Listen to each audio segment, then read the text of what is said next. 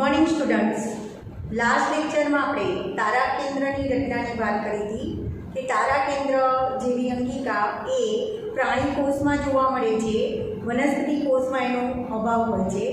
तारा केन्द्र ए ताराकाय में गोठवायेली काटखूणे गोठवायेली बे रचना छे जेने तारा केन्द्र तरीके ओळखवामां आवे छे। अने तारा केन्द्र ए ट्यूब्युलिन नामनी प्रोटीन थी बनेली सूक्ष्म नलिकाओथी बनेલું હોય છે, જેમાં तारा केन्द्रना परिघ विस्तारमां सूक्ष्म नलिकाओ ट्यूब्युलिननी बनेली सूक्ष्म नलिकाओना 9 त्रेखड आवेला होय छे અને મધ્યમાં એક મધ્યદંડ આવેલો હોય છે જે પણ પ્રોટીનનો બનેલો હોય છે। એટલે તારા કેન્દ્રની ગોઠવણી 9+1ની હોય છે। તારા કેન્દ્રનું કાર્ય પક્ષમાં અને કસાના તલસ્થાયની રચના કરવાનું તેમજ પ્રાણી કોષમાં કોષ વિભાજન દરમિયાન દ્વિધ્રુવીય ત્રાકની રચના કરવાનું છે। ત્યાર પછી આપણે વાત કરીએ તો લાસ્ટ ટોપિક છે કોષ કેન્દ્ર। તો આપણે બધા આદિ કોષ કેન્દ્રી કોષની રચના સમજી ગયા અને એમાં આવેલી અંગિકાઓ એમાં આવેલી બધી જ રચનાઓ વિશે સમજ્યા, કોષરસ પટલના કાર્યો સમજ્યા, એમાં રિબોસોમ્સ નામની રચના सूक्ष्मकाय विषे समझ्या। त्यार पछी आपणे सुकोष केन्द्रीय कोष में आवेली बधी ज रचनाओं विषे समझ्या, जेम के कोषरस पटल, कोशिका अने एमां आवेली बधी ज पટલमय अंगिकाओ अंतःकोष रसाळ, गोल्गी गाय, पछी रसदानी, लाइसोसोम, हरिकण, कणासूत्र, बराबर पक्षमा ने कसानी रचना, कोषरस कंकालनी रचना, आ बधी रचनाओं विषे बात करी। हवे आगळ आपणे बात करीए तो कोष केन्द्र ए कोष में जो सुविकसित कोष केन्द्र सुविकसित कोष में कोष केन्द्र जोवा मळे छे। तो आ कोष केन्द्र की रचना आपणे समझीए। तो कोष केन्द्र तो सौ पहला कोष केन्द्र की शोध कोणे करी, जे आपणे शरूआत में प्रस्तावना में समझी गया था। तो कोष केन्द्र की शोध ए सौप्रथम रॉबर्ट ब्राउन नामना वैज्ञानिके 1831 में करी हती। तो आ शॉर्ट क्वेश्चन में तमने एमसीक्यू में पूछी शकाय कि सौप्रथम कोष केन्द्र की शोध कोणे अने क्यारे करी। तो सौप्रथम कोष केन्द्र की शोध रॉबर्ट ब्राउन नामना वैज्ञानिके 1831 में करी। त्यार पछी फ्लेमिंग नामना वैज्ञानिके आ कोष केन्द्रना द्रव्यने अल्कलीय अभिरंजकथी अभिरंजित करी अने कोष केन्द्रना द्रव्यने रंगसूत्र द्रव्य एवुं नाम आप्युं। बराबर। तो बने एमसीक्यू तरीके याद रखो। रॉबर्ट ब्राउने कोष केन्द्रनी सौप्रथम कोष केन्द्रनी शोध रॉबर्ट ब्राउने 1831 में करी अने त्यार पछी फ्लेमिंग नामना वैज्ञानिके कोष केन्द्रमां रहेला द्रव्यने अल्कलीय अभिरंजकथी अभिरंजित करी अने रंगसूत्र द्रव्य तरीके ओळखाव्युं। हवे आंतरावस्था आपणे कोष विभाजन विषे समजवानुं छे। कोष विभाजन एटले शुं? मनुष्य में के कोईपण प्राणी कोषों में बहुकोषी प्राणी कोषों में बे प्रकारना कोषो होय छे, दैहिक कोषो अने जनन कोषो। जेमां दैहिक कोषोना विभाजन दरमियान संविभाजन प्रकारनुं विभाजन थाय छे अने जनन कोषोना निर्माण दरमियान अर्धीकरण प्रकारनुं कोष विभाजन थाय छे, जे आपणे આગળના ચેપ્ટરમાં સમજવાનું છે। પણ કોઈપણ કોષ એ વિભાજન પામે એ પહેલા જે અવસ્થા જ્યારે કોષનું કોષ કેન્દ્ર વિભાજન ન પામતું હોય ત્યારે જે કોષની અવસ્થા છે એને આંતરાવસ્થા કહેવામાં આવે છે। તો જ્યારે કોષ વિભાજન ન પામતો હોય ત્યારે એ અવસ્થાને આંતરાવસ્થા તરીકે ઓળખવામાં આવે છે। હવે આંતરાવસ્થામાં કોષ કેન્દ્રમાં પુષ્કળ પ્રમાણમાં પ્રસરણ પામેલ રંગસૂત્ર દ્રવ્ય હોય છે અને એ રંગસૂત્ર દ્રવ્ય ન્યુક્લિયોપ્રોટીન તંતુથી બનેલો હોય છે। કોષ કેન્દ્રમાં કોષ કેન્દ્રીય આધારક અને કોષ કેન્દ્રિકા એક કે વધારે આવેલી હોય છે। એટલે એમ કહી શકાય કે આંતરાવસ્થામાં કોષના કોષ કેન્દ્રમાં રંગસૂત્ર દ્રવ્ય આવેલું હોય છે જે ખૂબ જ પ્રસરણ પામેલ ન્યુક્લિયોપ્રોટીન તંતુ સ્વરૂપે હોય છે અને એ કોષ કેન્દ્રનું આધારક એટલે કોષ કેન્દ્ર રસ અને એમાં એક અથવા તો વધારે કોષ કેન્દ્રિકા આવેલી હોય છે। પણ જ્યારે કોષ વિભાજન થતું હોય કોષમાં કોષ વિભાજન થતું હોય ત્યારે આ રંગસૂત્ર દ્રવ્ય ત્યાર પછી રંગસૂત્રમાં ફેરવાય છે। રંગસૂત્રમાં ફેરવાય એટલે કે સુકોષ કેન્દ્રીય કોષમાં આંતરાવસ્થા પછી જ્યારે કોષ વિભાજન પામતો હોય છે ત્યારે રંગસૂત્ર દ્રવ્ય જે ન્યુક્લિયોપ્રોટીનનું બનેલું છે એ રંગસૂત્ર દ્રવ્ય એ આવા રંગસૂત્રમાં ફેરવાય છે। બરાબર. એટલે એમ કહી શકાય કે સુકોષ કેન્દ્રી કોષોમાં રંગસૂત્ર જનીન્દ્રવ્ય ડીએનએ સ્વરૂપે આવેલું હોય છે અને એ રંગસૂત્ર સ્વરૂપે આવેલું હોય છે. તો ત્યાર પછી વિભાજન પામતા કોષોમાં આવા રંગસૂત્રો જોવા મળે છે ને એમાંય ખાસ કરીને કોષ વિભાજનની મધ્યાવસ્થા દરમિયાન આ પ્રકારનું એટલે મધ્યાવસ્થા એટલે કે ભાગના અવસ્થા દરમિયાન તમે આવું સ્પષ્ટ રંગસૂત્ર જોઈ શકો, જે બે એકલ સૂત્રિકા જે સેન્ટ્રોમિયર નામની રચના વડે જોડાઈ અને બનેલું હોય છે. એટલે એ રંગસૂત્ર બે સૂત્રિકા અને એને જોડતા સેન્ટ્રોમિયરથી બનેલું હોય છે. તો એ કોષ વિભાજન પામતું હોય ત્યારે આવા રંગસૂત્રો જોઈ શકાય છે. અને ખાસ કરીને કોષ વિભાજનની બાદના અવસ્થા દરમિયાન આવું રંગસૂત્ર સ્પષ્ટ દેખાય છે. પણ જ્યારે કોષ વિભાજન ન પામતું હોય ત્યારે કોષના કોષ કેન્દ્રમાં આવેલું રંગસૂત્ર દ્રવ્ય આવા તંતુ સ્વરૂપે ફેલાયેલું હોય છે, પ્રસરણ પામેલું હોય છે, જે ન્યુક્લિયોપ્રોટીન તંતુ સ્વરૂપે ફેલાયેલું હોય છે. એમાં કોષમાં કોષ કેન્દ્રીય આધારક એટલે કે કોષ કેન્દ્ર રસ જોવા મળે છે અને એમાં એક કે વધારે કોષ કેન્દ્રિકા આવેલી હોય છે. તો એમ કહી શકાય કે સુવિકસિત કોષનું કોષ કેન્દ્ર શેનું બનેલું હોય છે?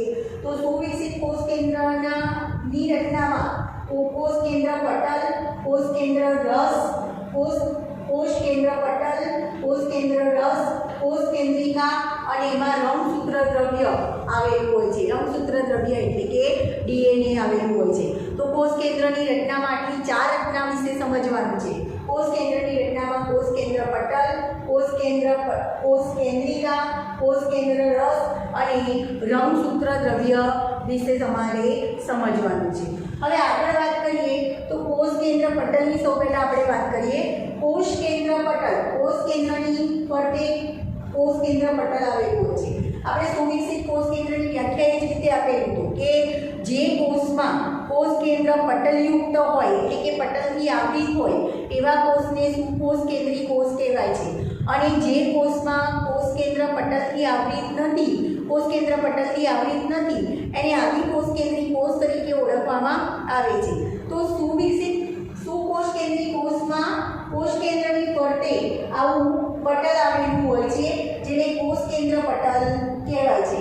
કોષ કેન્દ્ર પટલ બે સમાંતર પટલોથી આવરી હોય છે અથવા બે સમાંતર પટલોથી બનેલું હોય છે.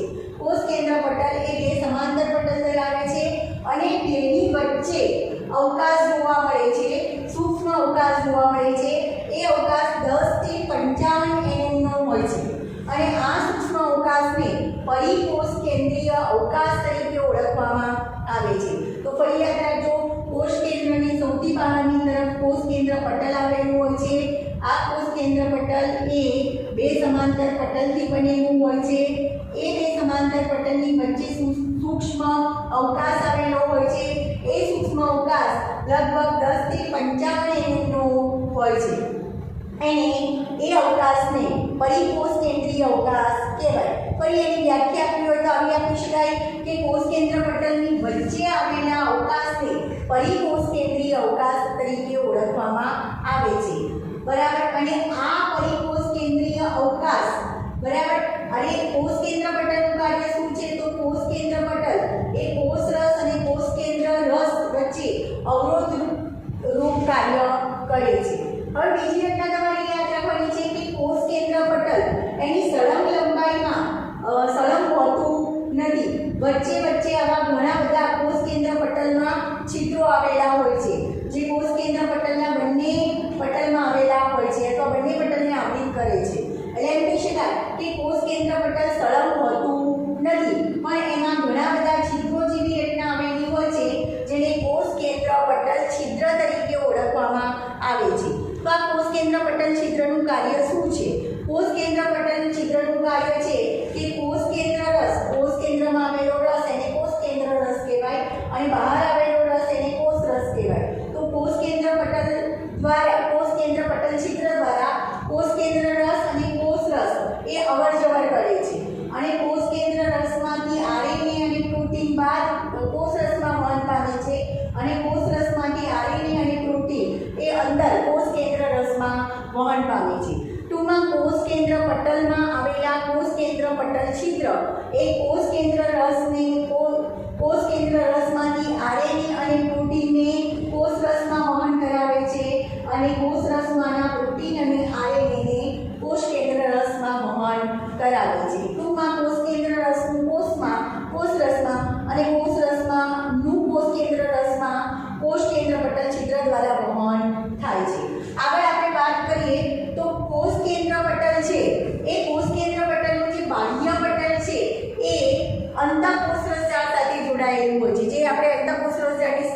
રચના સમજ્યા હતા ત્યારે સમજાવ્યું હતું કે અંતઃકોષ રસજાળ છે એ સમગ્ર કોષમાં ફેલાયેલી હોય છે.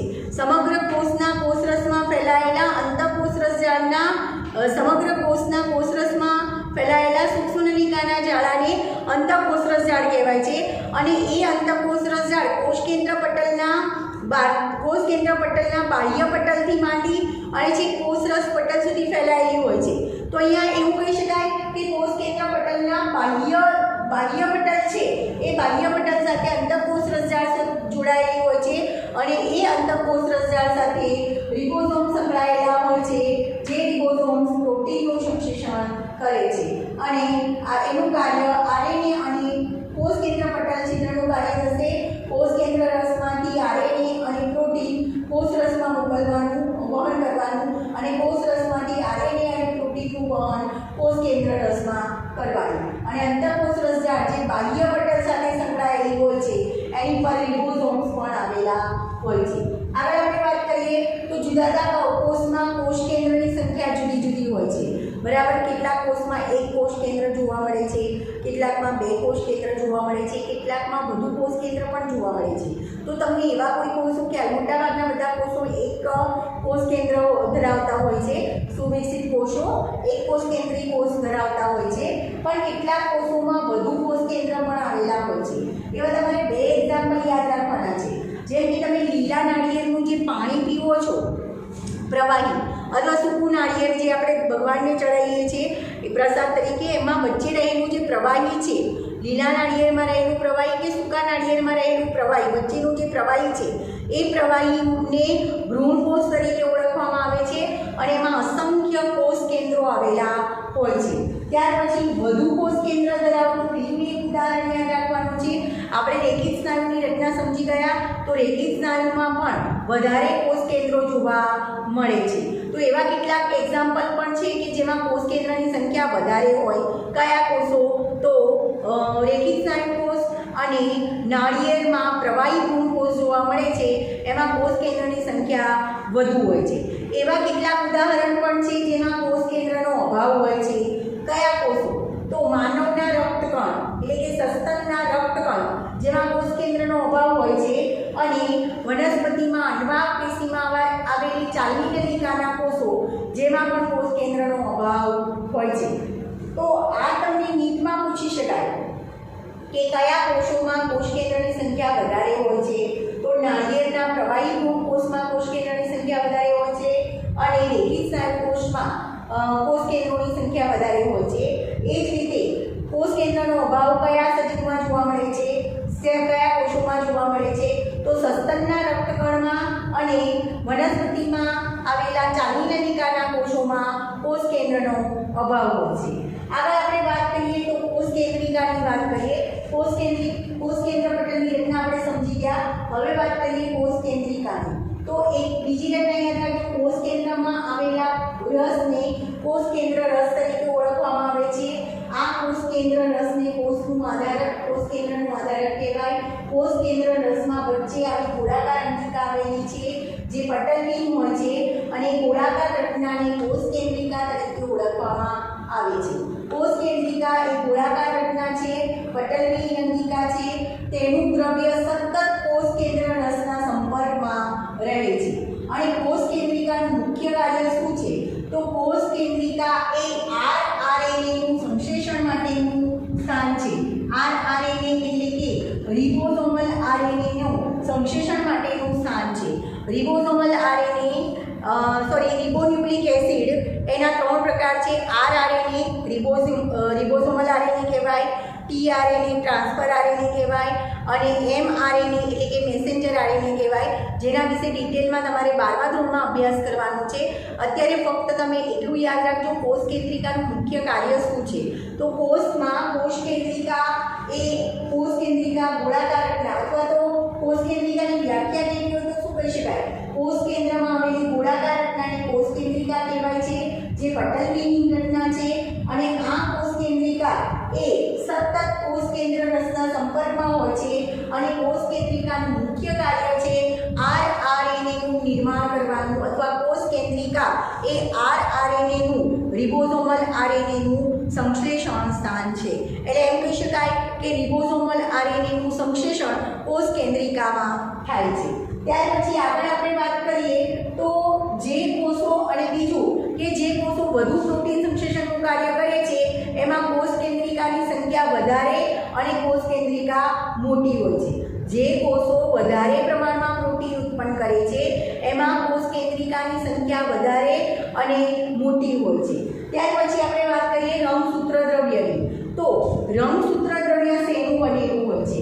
રંગસૂત્ર દ્રવ્ય એ DNA, deoxyribonucleic acid, RNA, ribonucleic acid અને હિસ્ટોન અને બિન હિસ્ટોન પ્રકારના પ્રોટીનનું બનેલું હોય છે।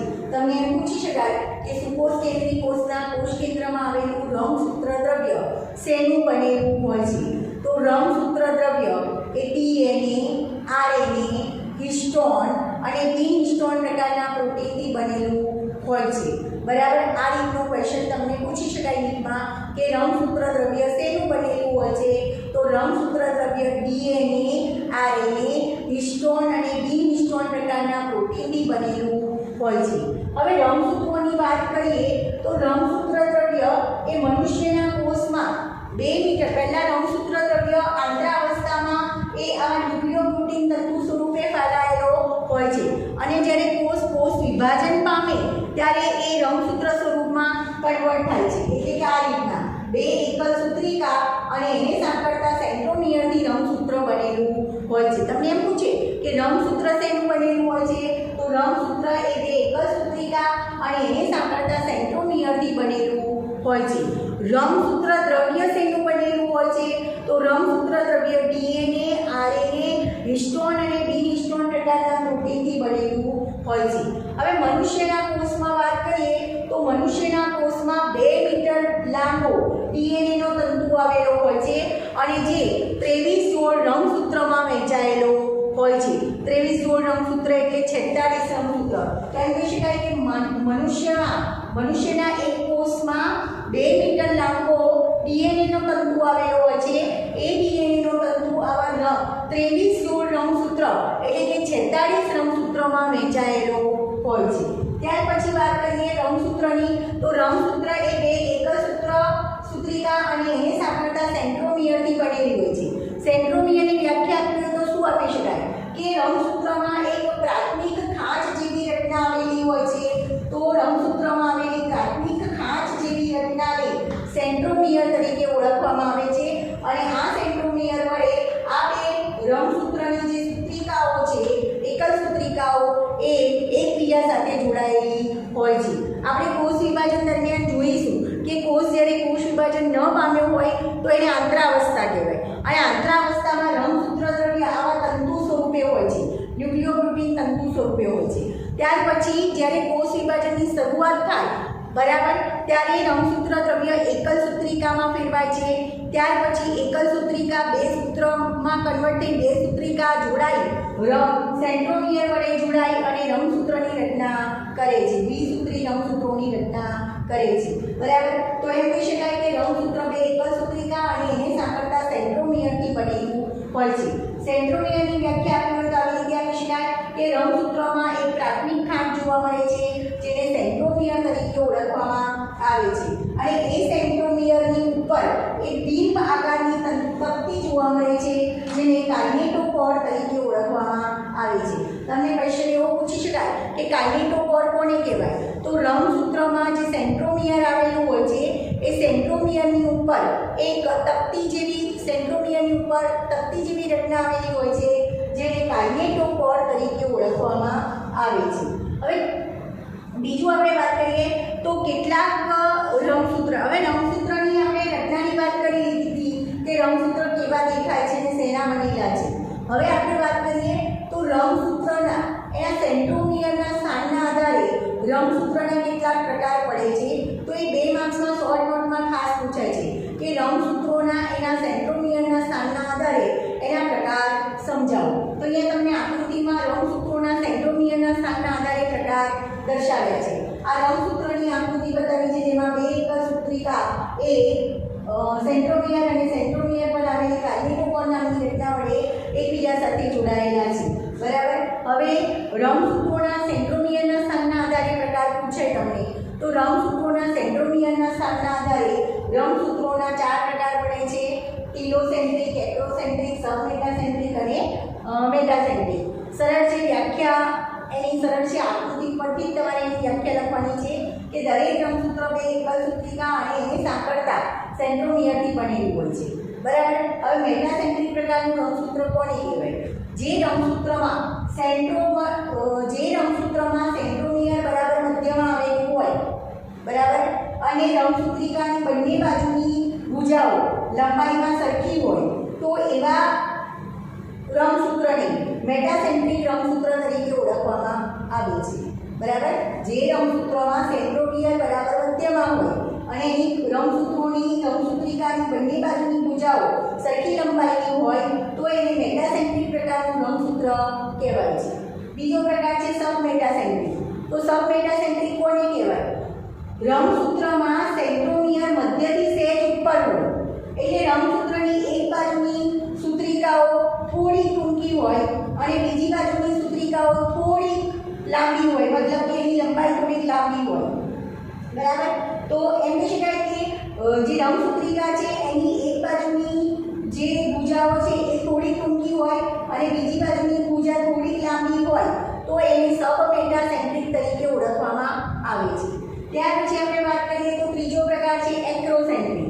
સેન્ટ્રોમિયર મધ્યથી સહેજ વધારે ઉપર હોય, એક બાજુની ભુજા ખૂબ જ ટૂંકી હોય અને બીજી બાજુની ભુજા ખૂબ જ લાંબી હોય, તો એને એક્રોસેન્ટ્રિક તરીકે ઓળખવામાં આવે છે.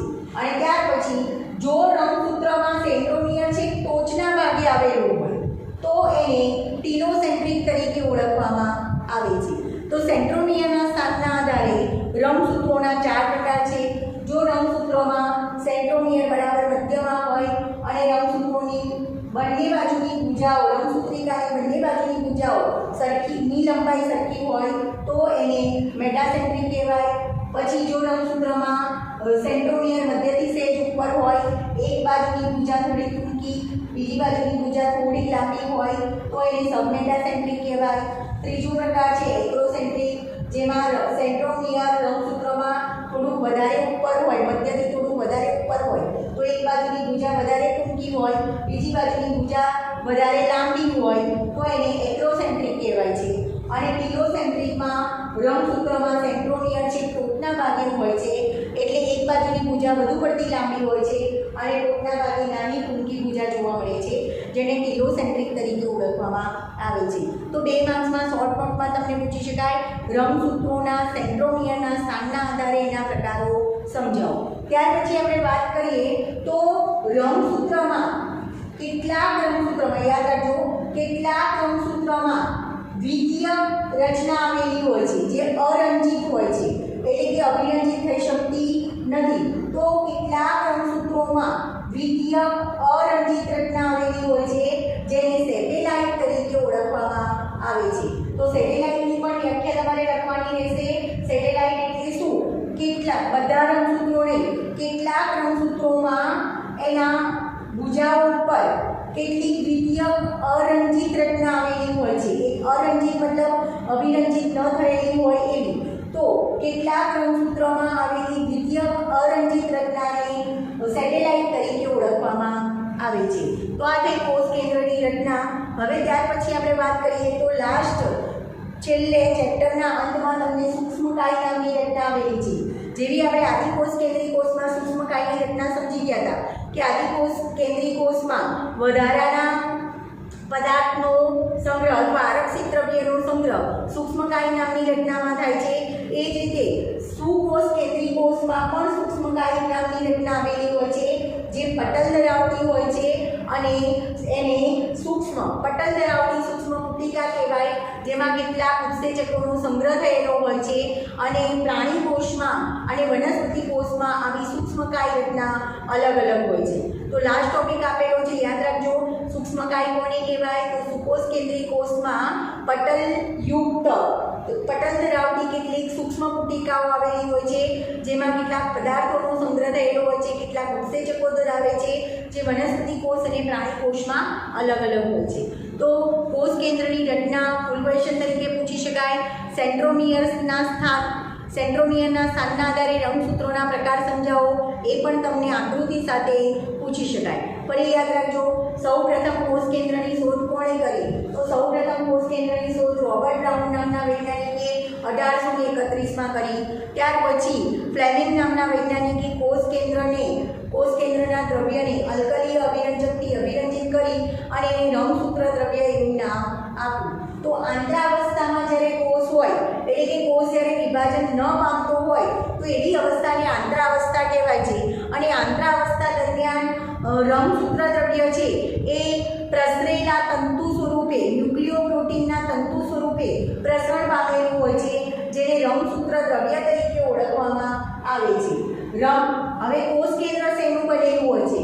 તો કોષ કેન્દ્ર પટલ, કોષ કેન્દ્ર રસ, કોષ કેન્દ્રિકા અને રંગસૂત્ર દ્રવ્યથી બનેલું હોય છે. હવે પહેલા આપણે વાત કરીએ કોષ કેન્દ્ર પટલની. તો કોષ કેન્દ્ર પટલ એ કોષ કેન્દ્રની ફરતે આવેલો પટલ છે, જે બે સમાંતર પટલ ધરાવે છે. આ બે સમાંતર પટલ એની વચ્ચે સૂક્ષ્મ અવકાશ આવેલો હોય છે, જે લગભગ 10 થી 55 mm જેટલો અવકાશ હોય છે. અને આ 10 થી 55 mm અવકાશ જે બે પટલ, કોષ કેન્દ્ર પટલના જે બે સમાંતર પટલ આવેલા છે અને એની વચ્ચે આવેલો સૂક્ષ્મ અવકાશ છે, એને પરિકોષ કેન્દ્રીય અવકાશ તરીકે ઓળખવામાં આવે છે. કોષ કેન્દ્ર પટલ એ કોષમાં આવેલું કોષરસ અને કોષ કેન્દ્રમાં આવેલા કોષ કેન્દ્ર વચ્ચે અવરોધ સ્વરૂપે હોય છે. કોષ કેન્દ્ર પટલ એ સળંગ હોતું નથી. કોષ કેન્દ્ર પટલમાં ઘણા બધા છિદ્રો જેવી રચના આવેલી હોય છે, જેને કોષ કેન્દ્ર પટલ છિદ્ર તરીકે ઓળખવામાં આવે છે. આ કોષ કેન્દ્ર પટલ છિદ્ર બે પટલને આવૃત કરે છે. કોષ કેન્દ્ર પટલ છિદ્રનું મુખ્ય કાર્ય શું છે? તો કોષ કેન્દ્રમાં આવેલા રસને કોષ કેન્દ્ર રસ કહેવાય છે. કોષ કેન્દ્ર પટલ છિદ્ર દ્વારા કોષ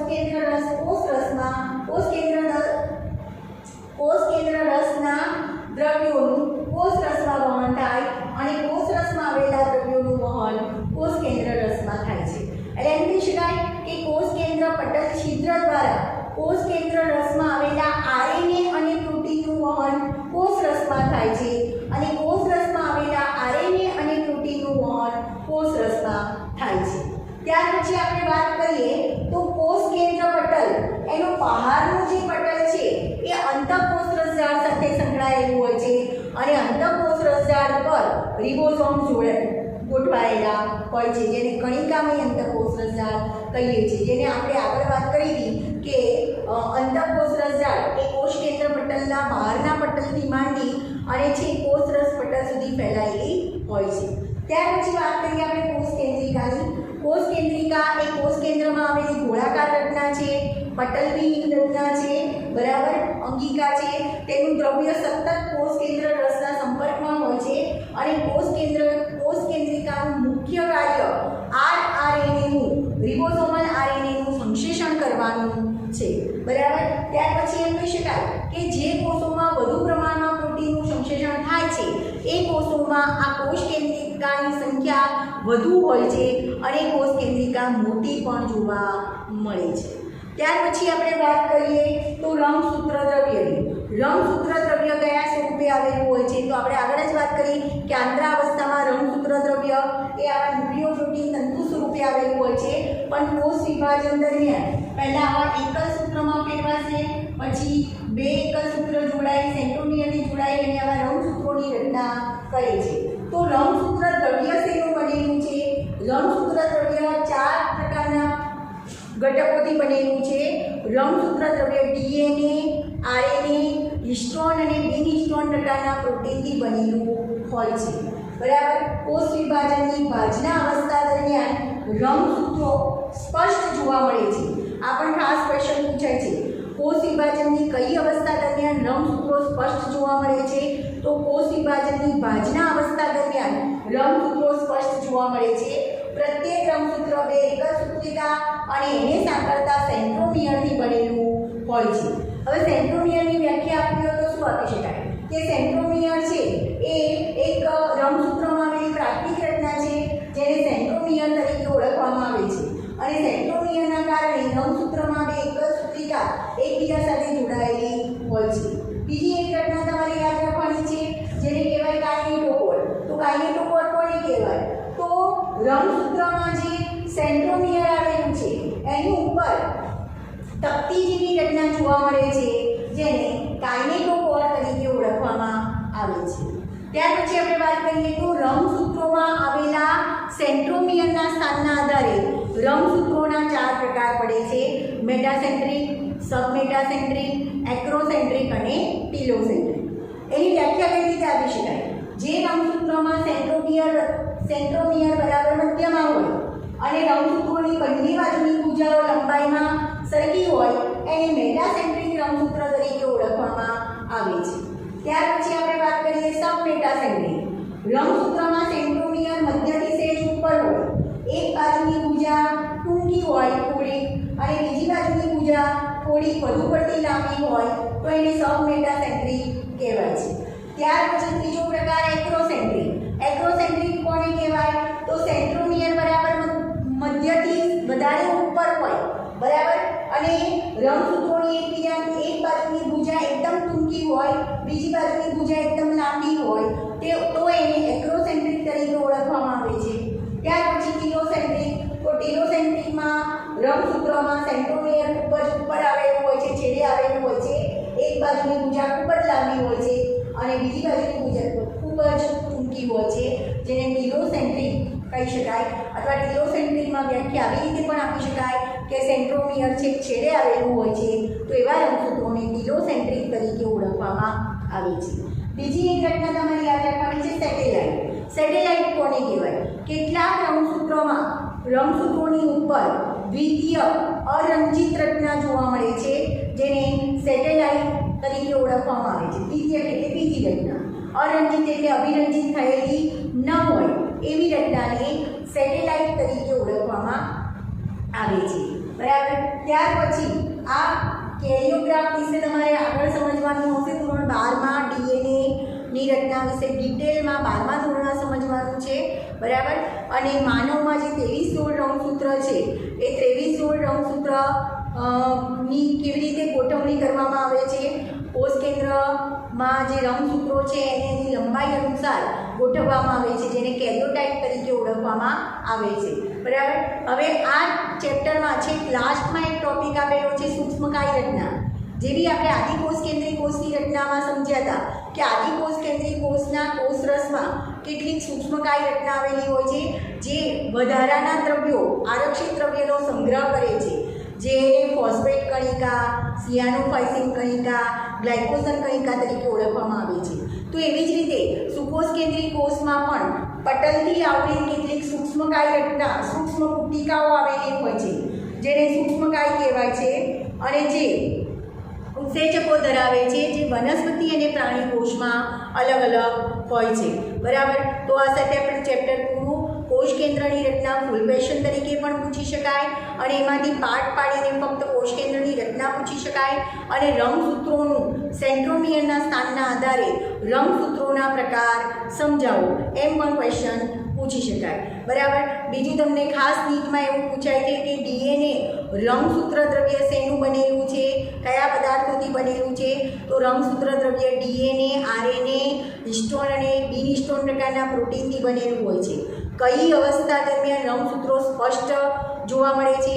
તો કોષ વિભાજનની બાજના અવસ્થા દરમિયાન રંગસૂત્રો સ્પષ્ટ જોવા મળે છે.